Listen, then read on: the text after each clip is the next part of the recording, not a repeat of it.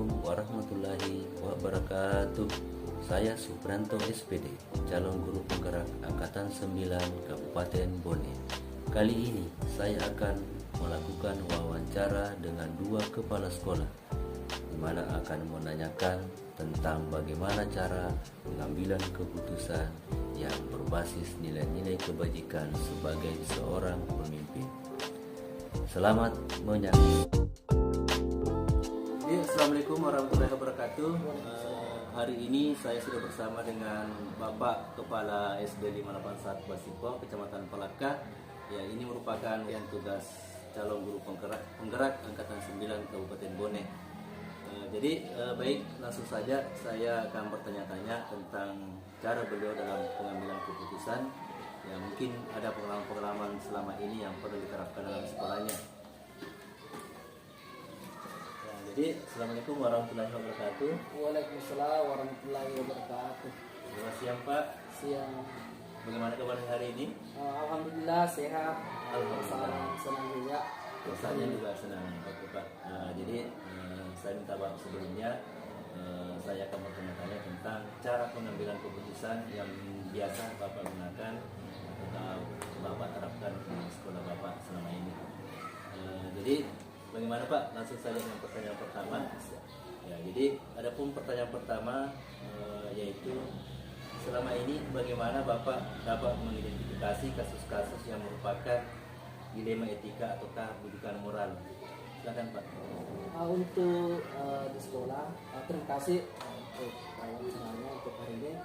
Jadi terkait dengan kasus-kasus yang ada di sekolah, biasanya saya melihat menganalisa kasus yang terjadi di sekolah dengan melihat bagaimana guru tersebut ada apa yang menyebabkan sehingga guru tersebut terlambat dengan memanggil berbicara apa kendala sehingga guru tersebut bisa terlambat.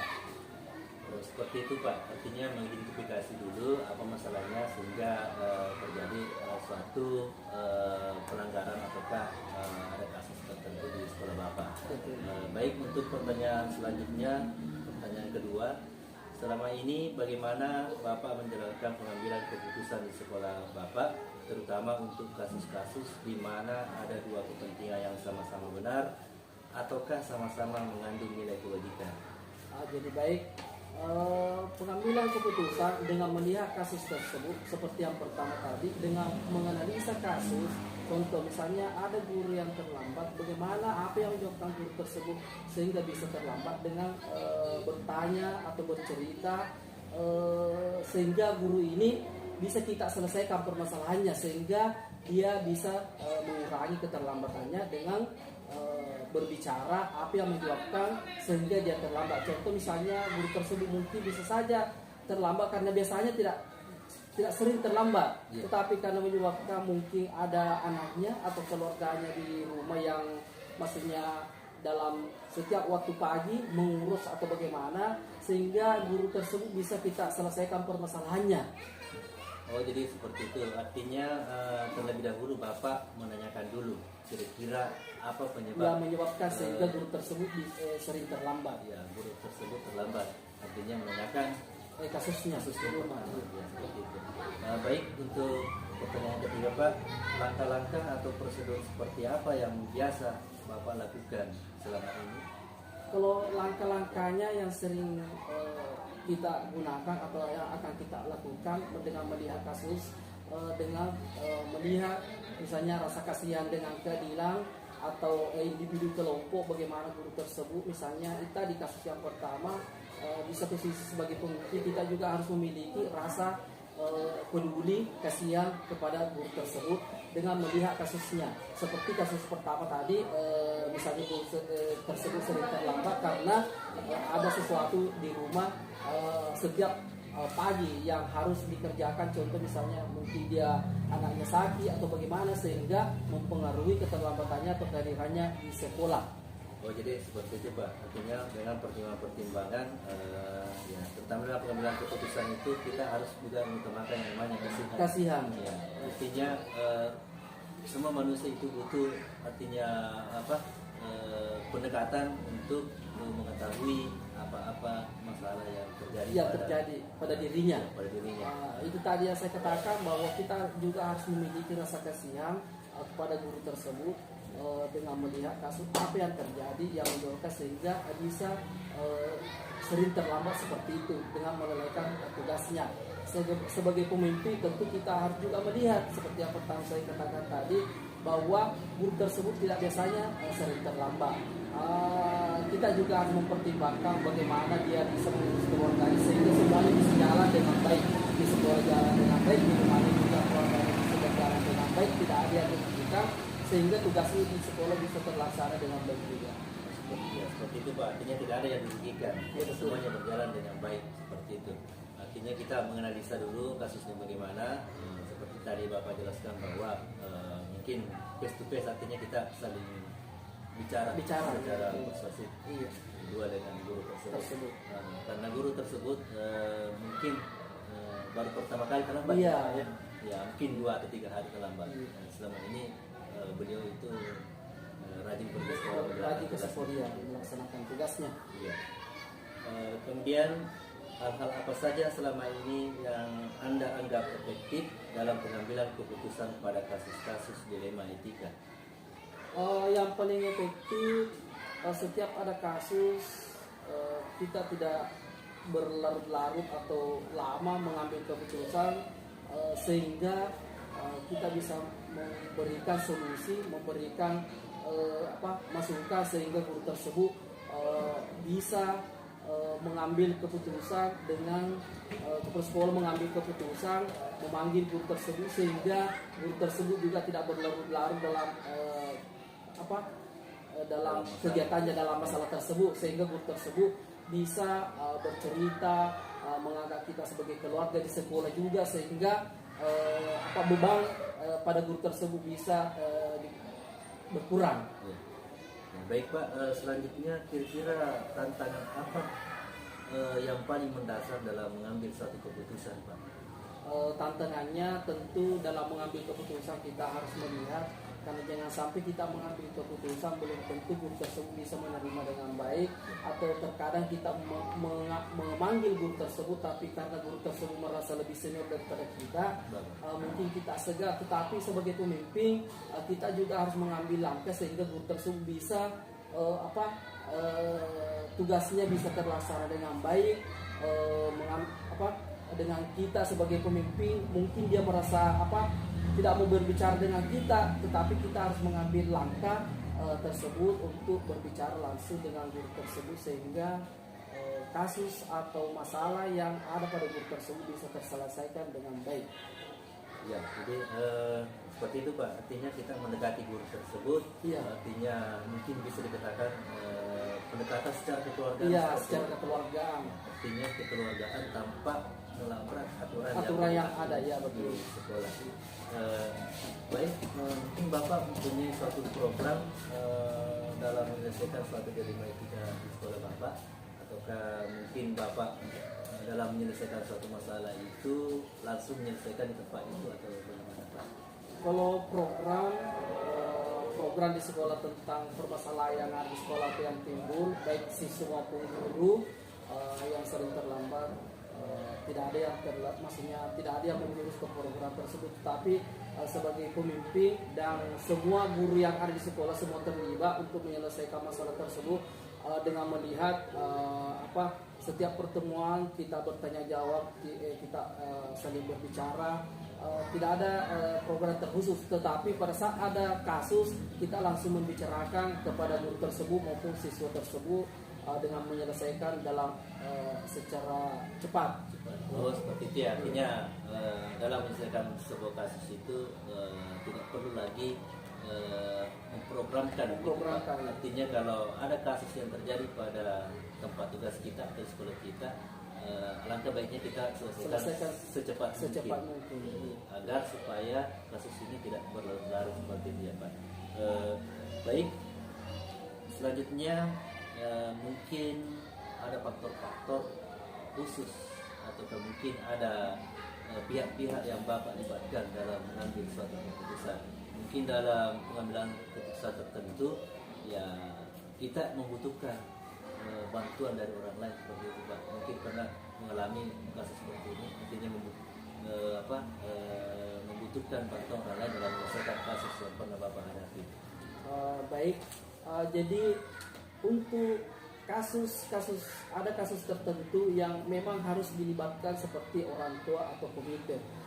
Contohnya seperti anak-anak atau siswa, biasanya itu untuk menyelesaikan kasus tersebut, misalnya mungkin ada anak-anak yang saling mengganggu di kelas, tentu sebaiknya dalam hal ini saya sendiri biasa menghubungi komite atau ada pertemuan dengan orang tua siswa dengan komite untuk membahas permasalahan tersebut, sehingga nantinya permasalahan siswa tersebut tidak berlarut-larut keluar dari sekolah. Jadi diusahakan misalnya komite atau orang tua siswa yang dipanggil untuk menyelesaikan masalah tersebut. Tentu dengan sebagai pemimpin kita menyelesaikan dulu dan memanggil komite untuk lebih memberikan orang tua atau siswa tersebut arahan-arahan sehingga kasusnya tidak berlarut-larut.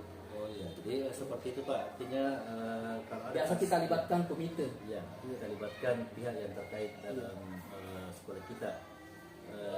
Artinya suatu kasus itu tidak mesti harus diselesaikan pada tempat itu. Iya, betul. Artinya kita bisa menyelesaikan suatu kasus dengan melibatkan pihak-pihak yang betul. terkait Seperti komite, ya, seperti komite sekolah. Iya. Artinya kalau kasus yang dianggap agak melebar, Iya, artinya betul. dalam pihak kasus ini terjadi pada siswa kita atau ada yang lain, kita harus libatkan pihak yang orang tua atau komite sekolah.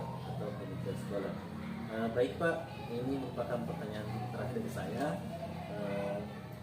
Dari semua hal yang telah disampaikan, pembelajaran apa yang dapat Bapak petik dari pengalaman Bapak dalam mengambil suatu keputusan yang berkaitan dengan dilema etika?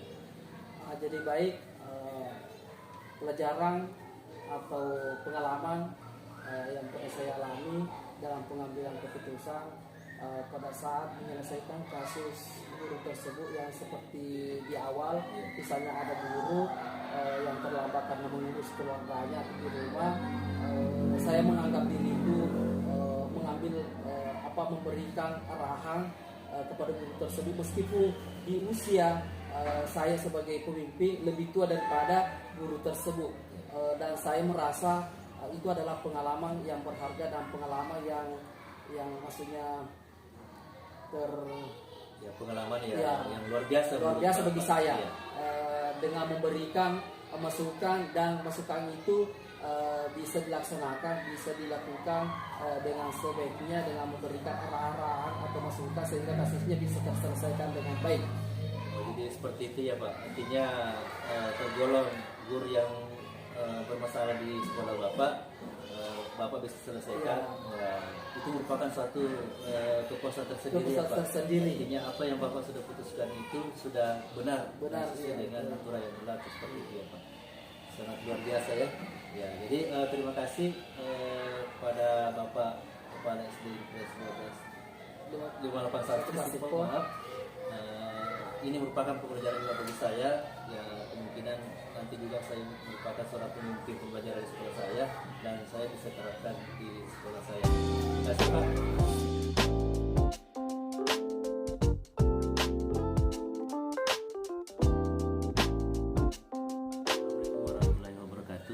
Hari ini saya bersama dengan Kepala SD Negeri 27 Pasipol.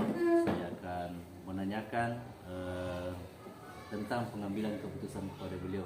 Mungkin selama ini ada keputusan-keputusan yang pernah diambil, yang mungkin ada pertimbangan khusus dalam pengambilan keputusan. Maka hari ini saya akan mewawancara beliau. Assalamualaikum Pak Suherman. Waalaikumsalam warahmatullahi wabarakatuh. Selamat siang. Iya, selamat siang. Ya, jadi saya akan menanyakan tentang bagaimana cara pengambilan keputusan pada sekolah Bapak. Langsung saja dengan pertanyaan yang pertama. Selama ini bagaimana Bapak mengidentifikasi kasus-kasus yang merupakan dilema etika ataukah rujukan moral? Baik, terima kasih Pak. Terkait kasus yang merupakan kasus dilema etika atau bujukan moral. Untuk mengidentifikasi terlebih dulu, saya melihat dulu kasusnya, ya, saya melihat dulu kasus terlebih dahulu, serta menganalisis kasus-kasus tersebut, nilai-nilai yang mana yang saling bertentangan. Kemudian menganalisa dampak dari kasus tersebut, apakah berdampak luas ataukah tidak. Kemudian apakah termasuk suatu pelanggaran aspek moral ataukah lainnya, seperti itu, Pak. Oh, seperti itu ya Pak. Jadi bagaimana menjalankan pengambilan keputusan di sekolah Anda, terutama untuk kasus-kasus di mana ada dua kepentingan yang sama-sama benar dan sama-sama mengandung nilai kebajikan. Baik, untuk pengambilan keputusan terkait kasus-kasus yang sering ada di sekolah saya, Pak, itu terlebih dulu saya melihat dulu kasusnya seperti apa, apakah itu kasusnya seperti termasuk bujukan moral seperti guru yang sering terlambat, ataukah ada siswa tertentu dalam kelas yang lebih mementingkan diri daripada teman-teman yang lain, begitu juga permasalahan kelas yang dihadapi oleh guru-guru yang lain. Tentu saya pertimbangkan dulu kepentingan-kepentingan yang ada di dalamnya, apakah itu kepentingan yang menyangkut kepentingan individu ataukah menyangkut kepentingan kelompok. Jadi yang menjadi pertimbangan adalah kepentingan dalam kasus tersebut, apakah benar atau salah, apakah individu ataukah kelompok, seperti itu, Pak. Oh, jadi seperti itu, artinya Bapak menganalisa dulu apakah kepentingan ini termasuk individu ataukah termasuk dengan kelompok, seperti itu ya, Iya, Pak. betul. Baik, selanjutnya langkah-langkah atau prosedur seperti apa yang biasa Bapak lakukan selama ini dalam mengambil keputusan tentunya? Baik, terima kasih, Pak. Untuk pengambilan keputusan dulu terhadap suatu kasus-kasus yang ada di sekolah itu, terlebih dahulu saya analisa kasusnya, kemudian setelah itu saya pertimbangkan dampak yang ditimbulkan. Kemudian saya memikirkan lebih jauh bagaimana mengambil keputusan tanpa merugikan kedua belah pihak. Misalnya contoh kasus ya, misalnya ada kasus seperti ini, misalnya ada rekan guru yang sering atau biasa terlambat datang di sekolah karena harus mengurus keluarga ataukah anak atau suami atau orang tua di rumah. Nah, di sini saya tentu pertimbangkan dulu mengapa guru tersebut terlambat. Tentu ada hal yang mendasari. Nah, disinilah kebijakan kita sebagai pemimpin, bagaimana mengantisipasi suatu kasus-kasus seperti itu agar dapat diselesaikan dengan tidak merugikan kedua belah pihak, dengan melakukan misalnya tanya jawab terhadap yang bersangkutan, apa yang menjadi penyebabnya dan bagaimana langkah yang dilakukan agar selain menjalankan tugas, guru tersebut juga bisa menyelesaikan tugas yang ada di rumah tangga mereka. Seperti itu, Pak. Oh, jadi artinya mencari tahu apa sebenarnya masalah yang dihadapi. Iya. Artinya Bapak menganalisis ya. Iya.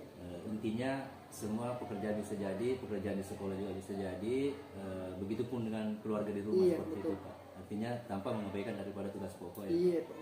Oke, Pak. Selanjutnya hal-hal apa saja selama ini dianggap efektif dalam pengambilan keputusan pada kasus-kasus dilema etika di sekolah Bapak? Iya, yang menurut saya, Pak, yang sangat efektif dalam pengambilan keputusan di sekolah, saya itu mempertimbangkan dengan matang terlebih dahulu dampak dari kasus tersebut. Apakah dampak positifnya lebih besar dibanding dampak negatifnya? Kalaupun ternyata dari kasus-kasus tersebut dampak negatifnya lebih sedikit dibandingkan daripada dampak positifnya, maka keputusan tersebut akan kami ambil untuk menyelesaikan masalah-masalah kasus tersebut. Nah, ketika ini berdampak positif terhadap kemajuan dan peningkatan mutu kualitas pendidikan, maka itu akan segera kami tindak lanjuti agar lebih dapat memberikan dampak yang lebih positif. Jadi sini kita pertimbangkan dua hal, dampak positif dan negatif yang ditimbulkan terhadap apakah ke individunya atau organisasi ke sekolah. Apakah lebih besar dampak positifnya ke sekolah? Kalau sudah lebih besar dampak positifnya ke sekolah, maka kita harus mengambil keputusan tersebut dengan mengambil langkah terbaik, yaitu benar, keadilan, dan kasihan agar semua dapat berjalan dengan baik. Oh ya, seperti itu, Pak. Artinya kita mempertimbangkan dampak negatif dan positifnya. Iya. Apabila dampak positifnya lebih banyak, berarti otomatis pengambilan keputusan itu memperhitungkan yang dampak positifnya, seperti itu. Iya. Oke. Selanjutnya hal-hal apa saja yang selama ini merupakan tantangan dalam pengambilan keputusan pada kasus-kasus dilema etika seperti itu Pak? Yang biasanya sering menjadi tantangan bagi saya Pak, ini antara misalnya antara kewajiban dan tanggung jawab. Iya. Termasuk Ini yang keluarga. menjadi tantangan Pak ya, kewajiban dan tanggung jawab. Kenapa? Karena kita sebagai pegawai negeri atau abdi negara itu memiliki kewajiban di sekolah, yaitu datang tepat waktu, melaksanakan tugas, serta menyelesaikan masalah-masalah yang ada di sekolah. Apakah itu masalahnya terkait murid, apa itu masalahnya terkait guru ataukah masyarakat sekitar. Nah, di sisi lain kita juga pertimbangkan bahwa para guru juga memiliki tanggung jawab di rumah. Iya, selain mereka harus melaksanakan tugas untuk bekerja dengan tepat waktu, mereka juga harus mengurus keluarga di rumah. Ini yang sering merupakan menjadi tantangan ya dalam mengambil keputusan. Dan semua saya yakin semua bisa berjalan dengan baik, termasuk bagaimana guru bisa menjalankan tugasnya di sekolah dan tetap menjalankan tanggung jawabnya di keluarga. Karena kita semua tahu bersama bahwa masing-masing rekan guru memiliki tanggung jawab seperti anak, suami, dan orang tua. Sementara di sekolah dia juga harus memiliki tugas utama yang tidak boleh dilalaikan, yang harus dilaksanakan dengan tepat waktu, seperti mengajar dan menyelesaikan tugas lain seperti administrasi dan membimbing siswa, seperti itu Pak. Oh ya Pak, jadi artinya tanpa mengabaikan tugas pokok di sekolah, pekerjaan-pekerjaan di rumah, tugas tanggung jawab baik keluarga itu semuanya harus diselesaikan seperti itu Pak. Iya Pak, betul. Iya. Jadi apakah Bapak memiliki jadwal tertentu dalam menyelesaikan suatu kasus, ataukah Bapak menyelesaikan kasus itu di tempat, ataukah mungkin ada perencanaan ataukah jadwal terkhusus dalam menyelesaikan suatu masalah? Baik Pak, terkait ini ya, untuk penyelesaian suatu kasus dengan waktu atau jadwal tertentu itu disesuaikan dengan kondisi kasusnya. Iya. Kalau misalnya saya kasih contoh Pak ya, kalau misalnya kasusnya Sandi 1, contoh kasus misalnya ini seorang guru sering kali terlambat atau hampir misalnya setiap hari terlambat. Ini saya kira harus segera, tindakannya harus segera. Kenapa? Karena lebih berdampak negatif terhadap anak-anak. Anak-anak kan memiliki jadwal pembelajaran yang harus mereka ikuti, laksanakan, seperti misalnya jam 30. Anak-anak kan minimal sudah harus mulai pembelajaran. Ketika gurunya sering terlambat, ini saya kira jadwalnya tidak harus bilang minggu depan, itu jadwalnya segera. Karena ini sifatnya mendesak dan harus diselesaikan secepat. Bagaimana kita bisa menyelesaikan suatu kasus kalau misalnya sudah 1 minggu guru tersebut sering terlambat, maka minggu berikutnya harus diselesaikan Pak. Kenapa? Supaya semua dapat berjalan dengan baik, tugas guru dapat terlaksana dengan tertib, kemudian tanggung jawabnya juga berjalan dengan baik. Misalnya kasusnya seperti terlambat, kita menganalisis guru tersebut, kenapa bisa terlambat Bu? Nah, kalau misalnya terlambat, ternyata terlambat karena pekerjaan ini, apa yang bisa ibu lakukan? Kan bisa guru tersebut mengadakan saya bangun lebih awal dari jadwal sebelumnya untuk menyelesaikan pekerjaan rumahnya. Jadi mereka bisa menunaikan tanggung jawabnya di rumah dan datang di sekolah tanpa terlambat juga Pak. Jadi artinya saya kira untuk untuk terkait ini kasusnya, penyelesaian kasusnya, jadwalnya fleksibel, sesuaikan dengan kebutuhan. Kalau memang segera kita laksanakan, kalau tidak ya kita jadwalkan pada waktu tertentu.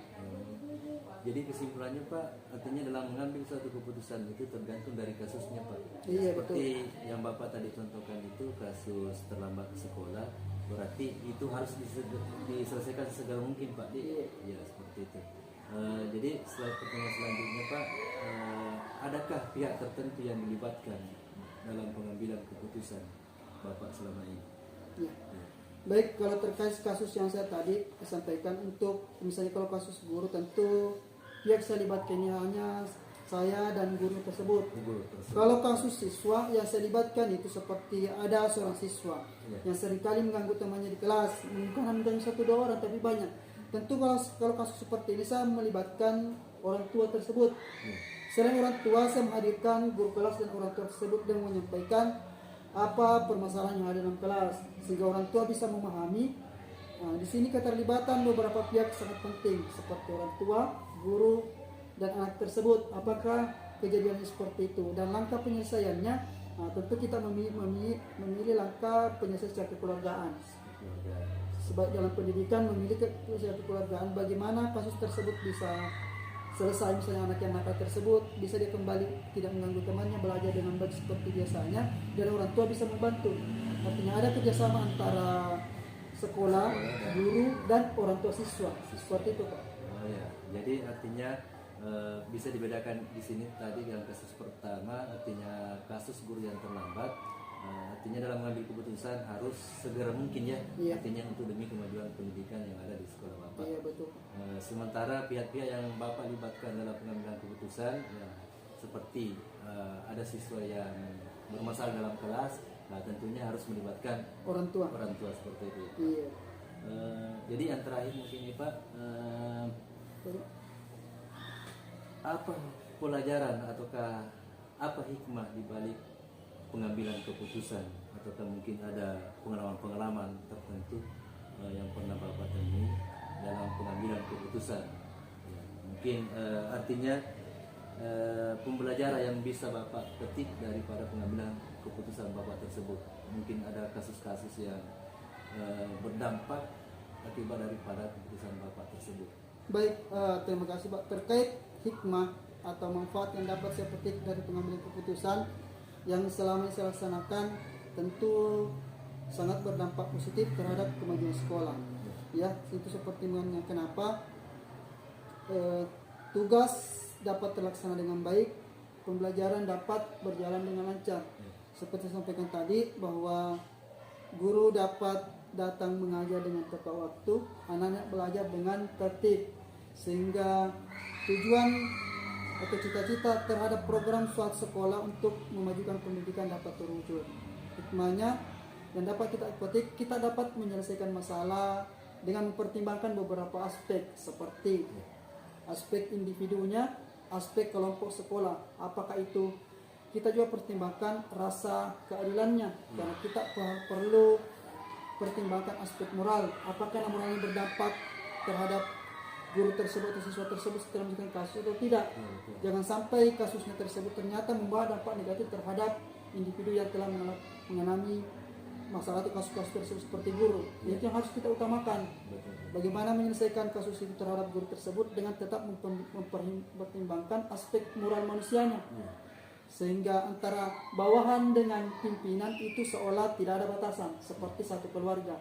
Tugas dapat terlaksana dengan baik dan pendidikan dapat tercapai sesuai dengan harapan organisasi sekolah. Seperti itu, Pak. Nah, jadi baik, terima kasih. Kesimpulannya ada pun yang bisa saya petik juga di sini, itu adalah pernyataan Bapak yang terakhir, artinya semuanya bisa jalan, artinya tugas pokok di sekolah jalan dengan baik, begitu pula dengan keluarga, artinya sama-sama nyaman lah. Iya, nyaman. Artinya nyaman di sekolah, nyaman Iya, juga di betul sekali, Pak. keluarganya. Seperti Iya, itu. artinya tugas terlaksana, hubungan juga tetap harmonis antara ya. pimpinan dengan bawahan. Ya, Ya, itu yang paling terutama, Pak. ya, artinya tidak tanpa melabrak aturan yang Iya, sudah tanpa ditentukan. Ya. melabrak aturan yang ada, semua bisa berjalan. Hubungan sama guru tetap terjalin dengan baik, Ya. tugas terlaksana dengan teratur, dan begitu juga siswa belajar dengan tertib. Ya, Baik seperti Pak, itu, Pak. luar biasa sekali. Terima kasih atas kesempatannya Pak pada siang hari ini. Ya, semoga juga bisa bermanfaat pada diri saya tentang cara pengambilan keputusan daripada Bapak yang sudah jelaskan kepada saya. Terima kasih Pak. Assalamualaikum warahmatullahi wabarakatuh. Waalaikumsalam.